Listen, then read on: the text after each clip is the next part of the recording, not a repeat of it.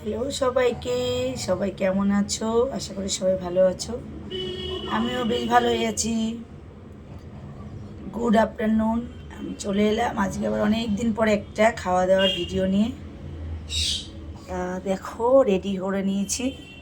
এখানে আছে সাদা গরম ভাত, আছে পটল ভাজা, বেগুন ভাজা, ইলিশ মাছের মাথা দিয়ে কচু শাক, এটা ফুলকপি আলু ভাজা পোস্ত দিয়ে, শসা, পেঁয়াজ আর গন্ধরাজ লেবু।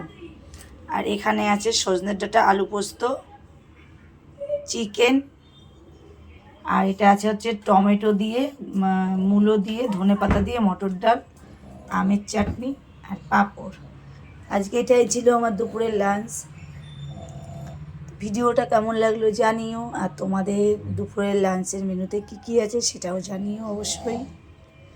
Okay bye. আর ভিডিওগুলো ভালো লাগলে তোমরা অবশ্যই সাবস্ক্রাইব করে পাশে থেকো।